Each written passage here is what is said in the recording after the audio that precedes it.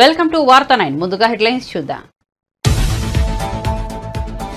ఏపీలో పోలింగ్ రోజున అనంతరం హింసాత్మక ఘటనలు పల్నాడులో విధ్వంసం. ఎమ్మెల్యే పిన్నెల్లి సోదరులపై మండిపడుతున్న టీడీపీ. పిన్నెల్లి బ్రదర్స్ సీఎంఓ సూచనలతో పారిపోయారన్న వర్లరామయ్య.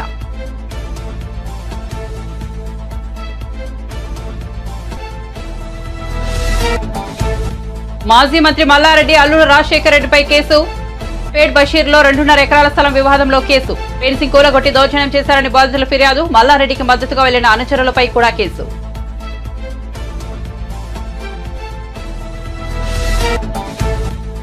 పల్నాడు కలెక్టర్ 3 జిల్లాలకు ఎస్పీలను నియమించిన ఈసీ. పల్నాడు ఎస్పీగా మల్లికార్జున గారు, తిరుపతి ఎస్పీగా హర్షవర్ధన్, అనంతపురం ఎస్పీగా గౌతమిశాలిని నియామకం.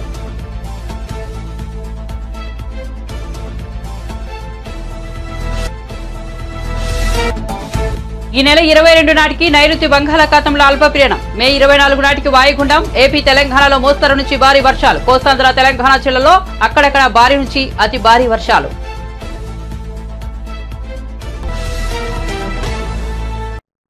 ఇక వార్త వివరాల్లోకి వెళ్తే ఏపీలో ఇటీవలి పరిణామాలపై టీడీపీ పొలిట్ బ్యూరో సభ్యుడు వర్లరామయ్య మీడియా సమావేశం నిర్వహించారు.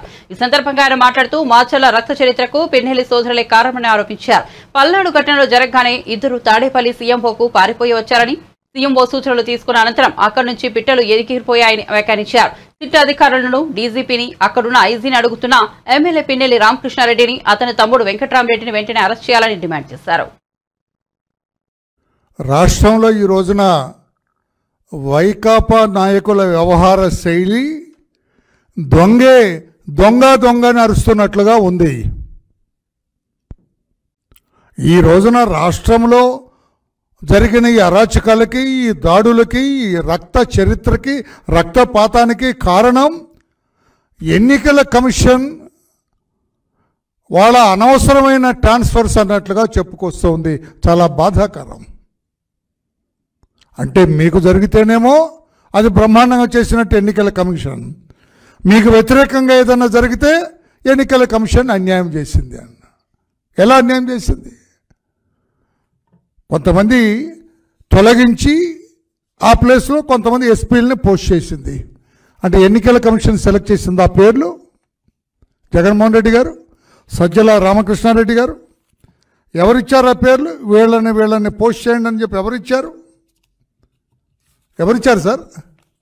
ఇదిగో director general of police.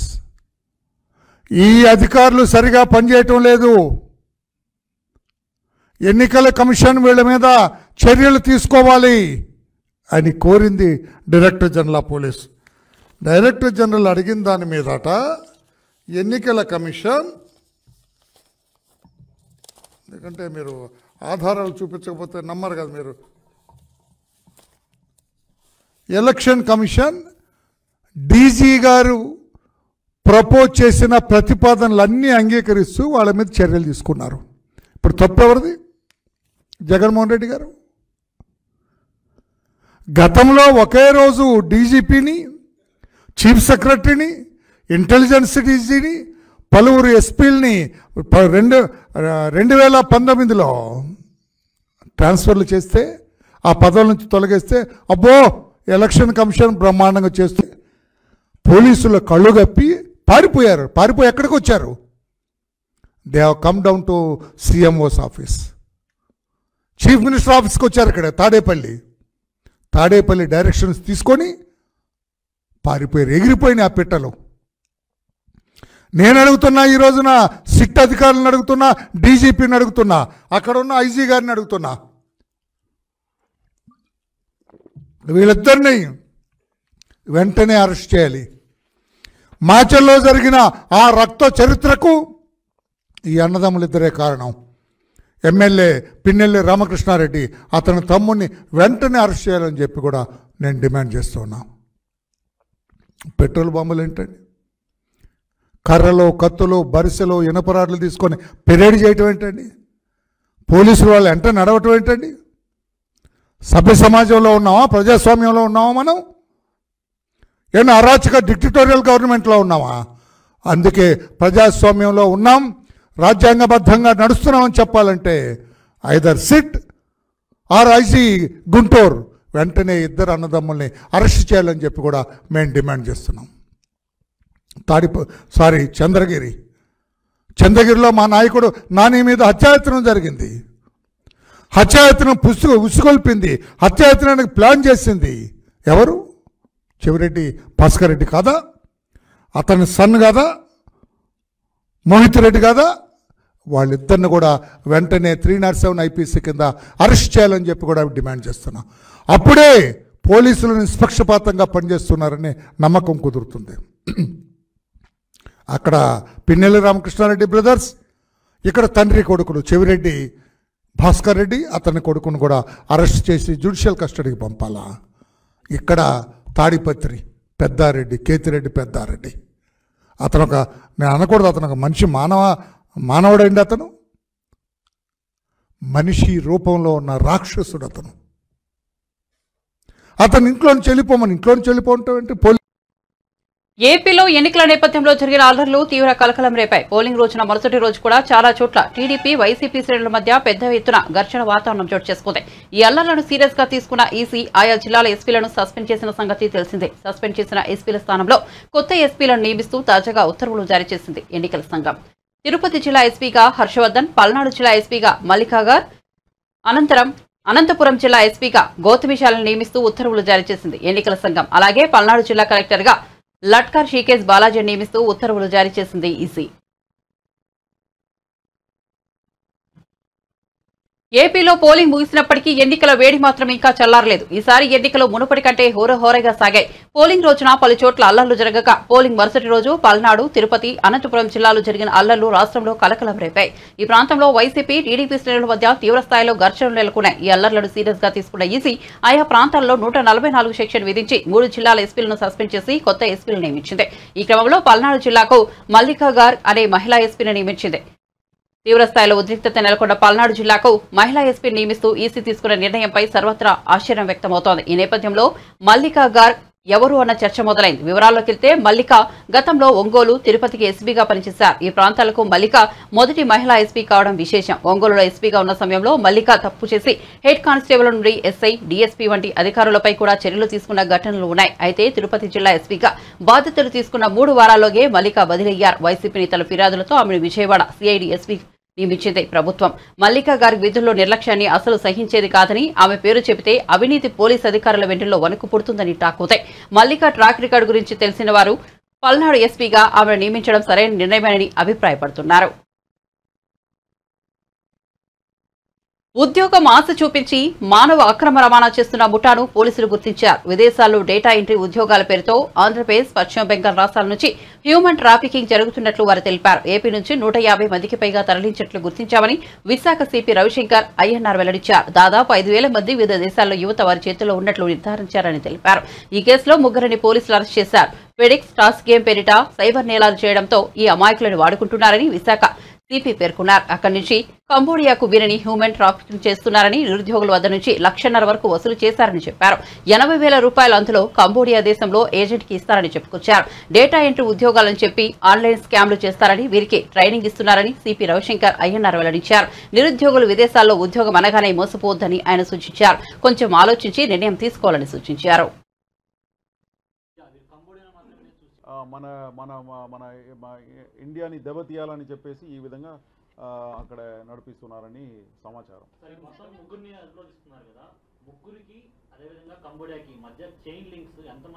Different ప్లేసెస్లో సబ్ ఏజెంట్స్ని కూడా పరిచయం చేసుకున్నారు. అండ్ అదేవిధంగా బ్యాంకాక్లో, ఇక్కడ నుంచి వాళ్ళు ఫస్ట్ బ్యాంకాక్ వెళ్తారు. బ్యాంకాక్లో ఈ కంబోడియా ఏజెంట్స్ అందరూ కూడా ఎయిర్పోర్ట్లో, బికాస్ బ్యాంకాక్లో మనకు వీసా ఆన్ అరైవల్ ఉంది. కాబట్టి అక్కడ వీసా వచ్చేస్తుంది. అక్కడ వెంటనే మన కంబోడియా నుంచి వచ్చిన మన మనుషులే, ఇంతకుముందు వెళ్ళిన వాళ్ళు ఎవరైతే ఉన్నారో, సో కంబోడియన్స్తో పాటు మన వాళ్ళు అక్కడ ఉన్నారు. వాళ్ళ పేర్లు కూడా మాకు వచ్చింది. Important names are there. ఇప్పుడు Santosh and some others are there, Habib, Santosh, ఇట్లా వీళ్ళు ఏం చేస్తారు, బ్యాంకాక్ ఎయిర్పోర్ట్లో వచ్చేసి ఇక్కడ నుంచి తీసుకెళ్ళిన స్మగుల్ చేసి తీసుకువెళ్ళిన మనుషుల్ని వాళ్ళు మళ్ళీ అక్కడ నుంచి కంబోడియా తీసుకువెళ్తారు. ఆ కంబోడియా తీసుకువెళ్ళడానికి 80,000 ఛార్జ్ పెట్టుకున్నారు. బట్ వీడు ఇక్కడ వసూలు చేసేది ఎంత, 1.5 lakhs. సో ప్రతి మనిషి దగ్గర నుంచి వీడు 70,000 రూపీస్ లబ్ధి పొందుతారు. 80,000 రూపీస్ కంబోడియాలో ఏదైతే ఏజెంట్స్ ఉన్నారో ట్రాన్స్ఫర్ ఏజెంట్స్ వాళ్ళకు ఇక్కడ నుంచి అకౌంట్లోకి పంపించేస్తారు. తర్వాత అక్కడ వెళ్ళిన తర్వాత రెగ్యులర్ ట్రైనింగ్ అట వాళ్ళకు. దాదాపు training is for about 7-10 days. ఎందుకంటే డేటా ఎంట్రీ ఆపరేటర్ రూపంలో ఇక్కడ నుంచి తీసుకుపోతున్నారు. కానీ అక్కడ వెళ్ళిన తర్వాత వాళ్ళని ఒక రూమ్లో బంధించి ఈ ట్రైనింగ్ అంతా ఇచ్చేసి ఏ విధంగా మోసం చేయాలా, ఇండియన్స్ అందరినీ కూడా ఏ విధంగా మోసం చేయాలని చెప్పేసి FedEx scam, online scam, what ever scams, honey traps కూడా చేస్తున్నారు. అమ్మాయిల్ని నగ్నంగా చూపించేసి హనీ ట్రాప్ కూడా చేస్తున్నారట అక్కడి నుంచి. సో ఇది అన్ని కూడా ఈ ముగ్గురు మాకు ఈయన రాజేష్ వినయ్ కుమార్, కొండలరావు, జ్ఞానేశ్వర్ రావు, వీళ్ళు ముగ్గురు ఎవరైతే మా దగ్గర అదుపులో ఉన్నారో వాళ్ళందరూ కూడా మా ముందే వీడియో కాల్ చేసేసి ఇప్పుడు అక్కడ ఉన్నారు. వాళ్ళందరూ ఏడుస్తున్నారు. అక్కడ చాలామంది ఉన్నారు. వాళ్ళందరూ కూడా వాళ్ళతో వీడియో కాల్ చేసి మాకు చెప్పించారు. సో ఆ విధంగా మాకు ఇదంతా కూడా ఈ విషయాలన్నీ కూడా బయటకు వచ్చింది. ఆంధ్రప్రదేశ్ నుంచి కంప్యూటర్కి వెళ్ళిన తర్వాత ఇక్కడ ఉన్న పేరెంట్స్ తోటి కాంటాక్ట్ లో లేరా? ఎందుకు విషయాలని చెప్పలేకపోతున్నారు? వాళ్ళు బ్లాక్ చేసేస్తారండి, రూమ్ లో పెట్టి డార్క్ రూమ్ వేసేస్తారు. వాళ్ళ ఫోన్స్ ఎలా ఉండదు. ఒక్కరిద్దరితోనే మేము ఇప్పుడు చేసిందంతా కూడా ఒకరిద్దరితో మాట్లాడినామండి. But otherwise they seize all the phones గీన్స్, no communication with external world. Only వాళ్ళ కంప్యూటర్, వాళ్ళ వాట్ ఈస్ దట్, ఇది వాళ్ళ ఇచ్చిన ఏమంటారు దాని వాట్సాప్ కాల్స్ ద్వారానే మాట్లాడవచ్చు. టెలిగ్రామ్ వాట్సాప్ కాల్ ద్వారానే మాట్లాడవచ్చు. దాంట్లో వేరే వాళ్ళు ఎవరిదైనా నంబర్ పెట్టేసి మాట్లాడడానికి వీలు లేదు. సార్, ఈ కేసు విశాఖ పోలీసులు ఏదైనా చేయించారు, మీకు వచ్చిన ఫిర్యాదు ఏ విధంగా వచ్చింది? ఫిర్యాదు ఒకసారి ఎలాబరేట్ చేయండి. ఇప్పుడు దీంట్లో మాకు అక్కడ ఈ విధంగా బాధపడి కష్టాలు నష్టాలు అనుభవించి పని చేసుకొని ఒకడు బయటపడ్డారు అక్కడి నుంచి. ఆయన ఇక్కడ వచ్చేసి ఆయన ఒక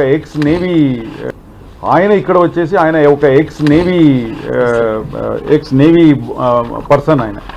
ఆయన కొంత ఎంతో రాష్ట్రభక్తి ఉందని చెప్పేసి ఆ ఉద్దేశంతో వచ్చేసి మాకు ఈ పూర్తి సమాచారం ఆయన ఇవ్వటం జరిగింది. దాని మీదే వీళ్ళందరినీ కూడా అరెస్ట్ చేయడం జరిగింది. This is going on for last more than 2 years, I suppose. 2 years, yeah. So from 2 years, no one has come forward to register. Nobody came forward to tell this. Only this Navy boy, అక్కడ పాపం వాడికి భోజనం ఇవ్వలేదట. అట్లా రకరకాలుగా అత్యాచారాలకు గురి అయి కష్టపడి డబ్బు కూడా ఇవ్వలేదు కదా. అదంతా ఎందుకంటే ఎంత ఎక్కువ మందిని మోసం చేసి ఎక్కువ డబ్బు చీట్ చేస్తే అప్పుడు ఆయనకి భోజనము, బిర్యానీ, లైక్ దట్ ఇన్సెంటివ్స్ ఆ విధంగా చెప్పుకొని, ఎందుకంటే చాలా యువర్ అండర్స్టాండింగ్ ఆ విధంగా. బంగాళాఖాతంలో వాయుగుండం ఏర్పడే అవకాశాలున్నట్లు వాతావరణ శాఖ వెల్లడించింది. ఈ నెల 22న నైరుతి బంగాళాఖాతంలో అల్పపీడనం ఏర్పడే సూచనలు ఉన్నట్లు తెలిపింది. అల్పపీడనం బలపడి మే 24 నాటికి వాయుగుండంగా మారుతుందని వివరించింది. ప్రస్తుతం కోస్తాంధ్ర, రాయలసీమ మీదుగా శ్రీలంక వరకు ఉపరితల ద్రోణి ఆవరించి ఉంది. సముద్ర మట్టానికి 3.1 కిలోమీటర్ల ఎత్తున ఉపరితల ద్రోణి కొనసాగుతోంది. అదే సమయంలో తమిళనాడులోని ఉత్తర భాగం వరకు ఉపరితల ఆవర్తనం విస్తరించి ఉంది. ఈ నేపథ్యంలో ఏపీ, తెలంగాణ రాష్ట్రాల్లో మే 23 వరకు మోస్తరు నుంచి భారీ వర్షాలు కురిసే అవకాశం ఉందని వాతావరణ శాఖ పేర్కొంది. కోస్తాంధ్రతో పాటు తెలంగాణ జిల్లాలో అక్కడక్కడ భారీ నుంచి అతి భారీ వర్షాలు కురిసే అవకాశం ఉందని వెల్లడించింది. మరోవైపు నైరుతి రుతుపవనాల విషయంలో వాతావరణ శాఖ తీయని కబురు అందించింది. నైరుతి రుతుపవనాలు దక్షిణ అండమాన్ సముద్రంలో ప్రవేశించాయని, ప్రస్తుతం ఇవి చురుగ్గా కదులుతున్నాయని వివరించింది. బంగాళాఖాతంలోని ఆగ్నేయ ప్రాంతాలపై నైరుతి రుతుపవనాలు విస్తరిస్తాయని తెలిపింది. ఇటీవల పలువురు నేతలు బస్సులు, రైళ్లలో ప్రయాణిస్తూ ప్రజలకు చేరబోతున్నారు. ఇక మోదీ, ద్రౌపది ముర్ము, కేంద్ర మంత్రులు ఇలా అందరూ ఢిల్లీలో మెట్రోలో ప్రయాణించి స్థానికులతో ముచ్చటించారు. తాజాగా కేంద్ర ఆర్థిక మంత్రి నిర్మలా సీతారామన్ కూడా ఢిల్లీ మెట్రోలో ప్రయాణించారు. మంత్రి సీతారామన్ శుక్రవారం లక్ష్మీనగర్ కు ఢిల్లీ మెట్రోలో ప్రయాణించడం జరిగింది. ఈ సందర్భంగా రైల్లోని ప్రయాణికులతో ఆమె ముచ్చటించారు. వారి సమస్యలను అడిగి తెలుసుకున్నారు.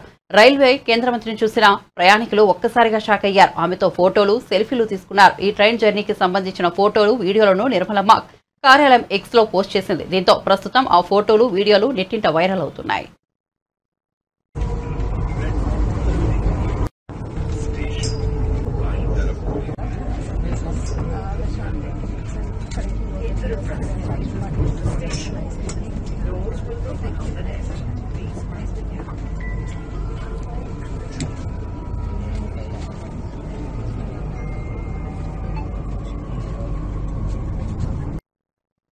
పోలీస్ ప్రభుత్వ సహకారంతో తమ భూమిలో అక్రమంగా ప్రవేశించడమే కాకుండా నిర్మాణాలను కూల్చివేశారంటూ ఎమ్మెల్యే మల్లారెడ్డి ఆరోపణలు చేశారు.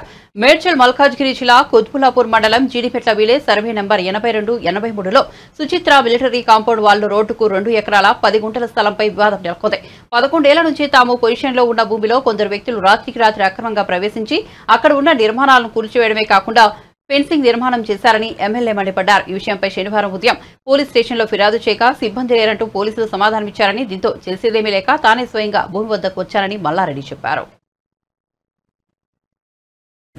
మా అల్లుంది రాజశేఖర్ రెడ్డి ఎమ్మెల్యే గారిది, మల్కాజ్గిరి ఎమ్మెల్యే గారిది.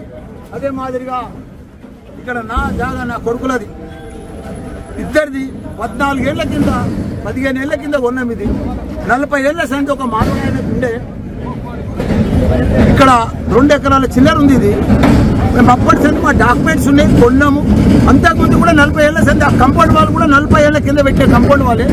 మాకు పర్మిషన్స్ ఉన్నాయి, ట్యాక్సులు కడుతున్నాము, కరెంట్ మీటర్లు ఉన్నాయి మా పేర్ల మీద. మొత్తం ఆటో వాళ్ళకు మేమే కిరాయికి ఇచ్చినాము. ఇవన్నీ కూడా మేమే కిరాయికి ఇచ్చినాము. ఇవన్నీ జాగాలో ఉండి వాళ్ళు ఇప్పుడు దౌర్జన్యంగా మబ్బుల రాత్రి 1 గంట సంది ఇక్కడ టెంట్ వేసుకొని బీర్లు బిర్యానీ 100 మంది రౌడీలను తీసుకొచ్చి రాత్రి గడపారాలు తీసుకొని గొడవలు తీసుకొని సంపేతానికి వచ్చి ఇవన్నీ కూడా రేకులు వేసి మా మీదకి వస్తున్నారు.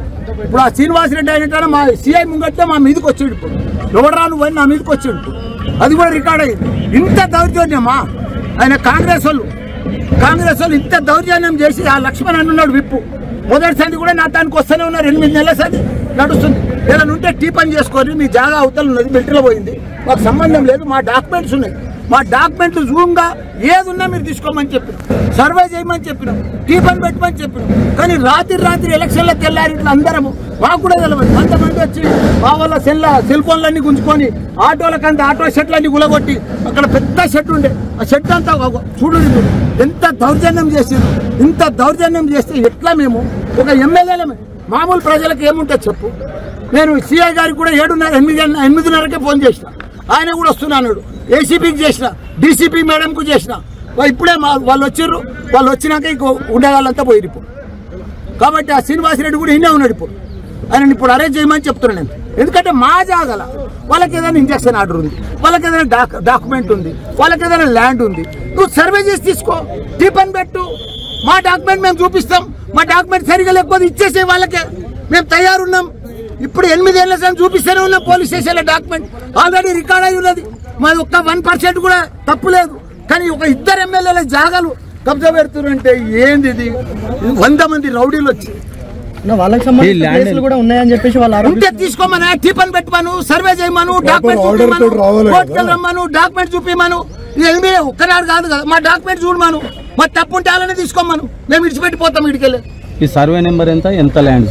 అది 82 సర్వే నెంబర్. ఎంత ల్యాండ్? మాది 2 ఎకరాలు 10 గుంటలు. 82, 83. 2 నెలల కింద యాక్షన్ తీసుకోవట్లేదు వాళ్ళ మీద. పొద్దున మేము ఇప్పుడు డైరెక్ట్ వచ్చి కన్ఫ్రంటేషన్ చేసుకోవద్దు అని పోలీస్ స్టేషన్కి వెళ్ళినాం. పోలీస్ స్టేషన్లో రిపోర్ట్ ఇచ్చినాం. రిపోర్ట్ ఇచ్చి సిఐ గారికి, ఏసీపీ గారికి, మళ్ళా డీసీపీ గారికి కూడా ఫోన్ చేయడం జరిగింది. ఫోన్ చేసినా వాళ్ళు రెస్పాన్స్ ఇవ్వలేదు. అంటే ఏవో పనులు ఉన్నాయని చెప్తున్నారు. మేము చెప్తున్నాం యాజ్ ఏ 2 ఎమ్మెల్యేలమే డైరెక్ట్ మా ప్రాపర్టీ మీదకి మేము పోతున్నాం. ఇంకా మాకు ఏదైనా ప్రాణహాని ఉన్నా మీదే బాధ్యత అని చెప్పి పంపిస్తే అప్పుడు పోలీసు వాళ్ళు వచ్చింది. ఇక్కడ ట్రెస్పాస్ చేసి నిన్న మా అన్ని ప్రాపర్టీలు కూలగొట్టి వాళ్ళు ట్రెస్పాస్ చేసిందంటే వాళ్ళ మీద కేసు చేయట్లేదు, కానీ మమ్మల్ని ఆపడానికే ప్రయత్నం చేస్తారు. సీఎం రేవంత్ రెడ్డి అధ్యక్షతన జరిగే కేబినెట్ సమావేశంలో రైతుల పట్ల సానుకూల నిర్ణయాలు తీసుకోవాలని కోరుతున్నట్లు బీఆర్ఎస్ పార్టీ సీనియర్ నాయకులు వినోద్ కుమార్ పేర్కొన్నారు. తెలంగాణ భవన్లో వినోద్ కుమార్ మీడియాతో మాట్లాడారు. సాయంత్రం జరిగే కేబినెట్ లోనూ ఆయన రైతుల గురించి మంచి నిర్ణయాలు తీసుకోవాలని కోరుతున్నామన్నారు. రైతు బంధు పథకం గురించి చర్చించాలి. ప్రధానితో సహా చాలా మంది రైతు బంధు పథకాన్ని స్వాగతించారు. పీఎం కిసాన్ పథకానికి పూర్తి రైతు బంధు అని పేర్కొన్నారు. పంట కోతల తర్వాత రేవంత్ రెడ్డి ప్రభుత్వం రైతు బంధు ఇచ్చింది. రాష్ట్రంలో ఇప్పటి వరకు రైతు భరోసా అమలు కాలేదు. రైతు భరోసా అమలు చేసి ఎకరాకు 15,000 ఇవ్వాలని, రైతుల పట్ల సానుకూల నిర్ణయం తీసుకోవాలని కోరుతున్నామని వినోద్ కుమార్ పేర్కొన్నారు. మొదటిసారి ముఖ్యమంత్రి కానివ్వండి, మొదటి 6 మాసాలు చాలా ముఖ్యం. ఆయన పెర్ఫార్మెన్స్ గ్రేడింగ్ అనేది అక్కడనే జరిగిపోతుంది. ప్రజలు ఓటర్ మహాశయులు ఈ మొదటి 6 మాసాల్లో పట్టే అంచనా వేస్తారు. కొత్తగా ఎన్నికైన ఎమ్మెల్యే ఉండడం మొదటి 6 మాసాల్లో పట్టే ప్రజలు ఒక నిర్ణయానికి వచ్చేస్తారు. ఇంకా మా ఎమ్మెల్యే పని చేసేటోడు, మా ఎమ్మెల్యే పని చేయనోడు, మా ఎమ్మెల్యే బాతకాన్ని పెట్టేటోడు, లేకపోతే మా ఎమ్మెల్యే శ్రమించేటోడు, అది మొదటి 6 మాసాల బట్టి నిర్ణయం చేస్తారు. ప్రజాప్రతినిధి ఒక అంచనా వేయడం అనేది ప్రజలు మొదటి 6 మాసాలు సమయం ఇస్తారు, తప్పులేదు. ఇక్కడ 6 మాసాలు నిండుతున్నటువంటి సందర్భంలో ఈరోజు ముఖ్యమంత్రి గారు కేబినెట్ సమావేశం ఏర్పాటు చేశారు. ఈ కేబినెట్ సమావేశంలో అయినా మంచి నిర్ణయాలు తీసుకోవాలని చెప్పి నేను వారికి తెలియజేయదలుచుకున్నాను. ఎందుకంటే ప్రజాస్వామ్య వ్యవస్థలో అధికారంలో ఉన్నటువంటి వ్యక్తులు కానీ, మంత్రులు కానివ్వండి, శాసనసభ్యులు కానివ్వండి, ముఖ్యమంత్రులు కానివ్వండి, ప్రధానమంత్రులు కానీ ప్రతిపక్ష మాటలు అది రుచించినా రుచించకపోయినా వినడం భావ్యం. నేను ఈరోజు రేవంత్ రెడ్డి గారిని మీరు ఈరోజు కేబినెట్లో తీసుకుపోయే ముందు నిర్ణయాలలో రైతు బంధు అనేటువంటి పథకం గురించి వెళ్ళి క్లుప్తంగా నేను చెప్పదలుచుకున్నాను. ఇది భారతదేశంలో మొదటిసారి ఇలాంటి ఆలోచన చేసి ఈ పథకాన్ని రచించి ప్రజలకి రుచించే విధంగా ఆలోచన చేసి అమలు చేసింది కల్వకుంట్ల చంద్రశేఖరరావు గారి నాయకత్వాన ముఖ్యమంత్రిగా ప్రభుత్వం తీసుకున్న నిర్ణయం ఇది. ప్రధానమంత్రి గారితో సహా చాలామంది ఎంపీలు, ఆ రోజు నేను ఎంపీగా ఉంటే పార్లమెంట్లో, స్వాగతించారు. ఈ గొప్ప ఆలోచన చాలా గొప్పగా ఉంది, మా రాష్ట్రంలో మేము అమలు చేస్తామని చెప్పేసి 2-3 రాష్ట్రాలు వాళ్ళ ముఖ్యమంత్రులు కూడా ఇక్కడికి అధికారులను పంపించి ఆలోచన చేసి దాన్ని అమలు చేశారు. ముఖ్యంగా ప్రధానమంత్రి మోడీ గారు కూడా పిఎం కిసాన్ అనేటువంటి పథకాన్ని కూడా దీన్ని దృష్టిలో పెట్టుకొని ఆలోచన చేసి అమలు చేశారు, అమలు అవుతుంది. రైతు బంధు అనేటువంటి పథకము ఎందుకో ఆలోచన చేశారు. ఇది గౌరవ ఆనాటి తెలంగాణ రాష్ట్ర తొలి ముఖ్యమంత్రి కల్వకుంట్ల చంద్రశేఖరరావు గారు, మేమందరం కూడా ఆ చర్చల్లో పాల్గొన్నాం. రైతుకి ఒక పెట్టుబడి ఇవ్వాలని, ఒక ఇన్వెస్ట్మెంట్స్ సబ్సిడీలు ఇస్తారు. 75 స్వతంత్రం వచ్చిన తర్వాత స్వతంత్ర భారతదేశంలో చాలా ప్రభుత్వాలు సబ్సిడీలు ఇచ్చాయి. కానీ this is nothing but investment, capital investment. Jagan విధానాలు అరాచకాలను ప్రశ్నించినందుకే తనను కిడ్నాప్ చేసి దాడి చేశారని ఎన్ఆర్ఐ వైద్యుడు లోకేష్ కుమార్ ఆరోపించారు. గన్నవరం ఎయిర్పోర్ట్లో ఉన్న తనను సీఎం సెక్యూరిటీ అధికారులు గుర్తుపట్టి అకారణంగా అరెస్ట్ చేయించారని ఆగ్రహం వ్యక్తం చేశారు. ఛాతీ నొప్పి వస్తోందని చెప్పినా వినకుండా పోలీసులు తనను హింసించారని ఆవేదన వ్యక్తం చేశారు. అమెరికా పౌరుడైన తన పట్ల పోలీసులు అధికారులు దౌర్జన్యంగా ప్రవర్తించారని మండిపడ్డారు. అమానుషంగా ప్రవర్తించిన పోలీసులపై ప్రైవేట్ కేసులు పెట్టి వారిపై చర్యలు తీసుకునే వరకు పోరాడతానని లోకేష్ కుమార్ స్పష్టం చేశారు. అంటే వాళ్ళు ఏమన్నా చేయదలుచుకుంటే నన్ను they had to take permission from airport security first, then they had to inform law and justice in Delhi, then they had to inform my US embassy. If I did anything wrong, sitting there is not comes under any violation చేయలేదండి. కాబట్టి ఈ authorities అన్నింటినీ violate చేసి వాళ్ళు అసలు నన్ను touch కూడా చేయకూడదండి. నేనేం చెప్పాను, నన్ను బలవంతంగా కిడ్నాప్ చేసి కొట్టి పోలీస్ స్టేషన్ తీసుకెళ్ళి థ్రెటన్ చేస్తా, నా లైఫ్ రిస్క్లో పెట్టి ఇంత చేశారండి. కాబట్టి if the DGP is hang conscious, with Jawahar Reddy is hang conscious, they need to suspend these people అండి right away, otherwise they are culpable. Okay, this is the entire police raj is totally corrupt అండి. This is how they destroyed the state, this is how they killing people అండి. అంటే then I realised, ఇది live witness అండి నేను, ఎట్లా how they kill people, how they harm the people. When I realized that, You see, the way when they handle you, people don't survive. I want to meet few people, and also I have a second purpose is Air India counter I want to print my tomorrow's flight QR code untadandi. Aa code ni print cheyadaniki velte vallu lopaliki vellanilla nannu entrance security vallu ledandi there are people, there is important person is going, that's why you need to sit outside. Then I was waiting outside until he's gone, then I want to go inside and I want to get my QR code. Much early nenu ma driver went 9:30, 10 o'clock close aithe, but they're not allowing us to go inside. Kabatti they asked us to wait. As a patient, I sit down and that's what it is. That's why what the allegations, what I media lo in interviews lo, there are two important things. The sedition law, what he is violated, and how these 7 lakh crores crossed India. That is almost $60 to $70 billion. This is what happened. India's parallel economy, they run on corruption. That's why the India's economy, inflation, dollar devaluation, corruption. Then he is having FEMA violation with 28 countries. That is the reason why the people want some kind of interviews. That's why I went there to meet few people. I told them to come and meet there. Bulletin ముగించే ముందు headlines మరోసారి చూద్దాం. ఏపీలో polling రోజున అనంతరం హింసాత్మక ఘటనలు, పల్నాడులో విధ్వంసం, ఎమ్మెల్యే పిన్నెల్లి సోదరులపై మండిపడుతున్న టీడీపీ, పిన్నెల్లి బ్రదర్స్ సీఎంఓ సూచనలతో పారిపోయారన్న వల్లరామయ్య.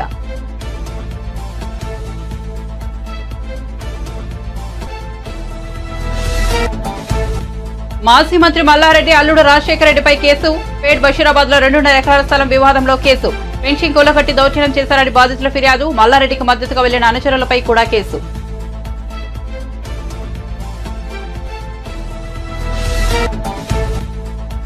పల్నాడు కలెక్టర్ 3 జిల్లాలకు ఎస్పీలను నియమించిన ఈసీ, పల్నాడు ఎస్పీగా మల్లికాగార్, తిరుపతి ఎస్పీగా హర్షవర్ధన్, అనంతపురం ఎస్పీగా గౌతమిశాలని నియామకం.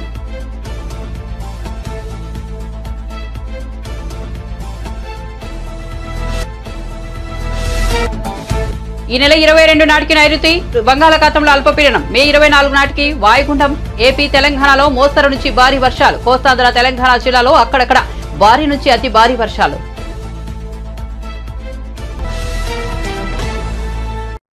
మరిన్ని అప్డేట్స్ కోసం చూస్తూనే ఉండండి వార్త 9.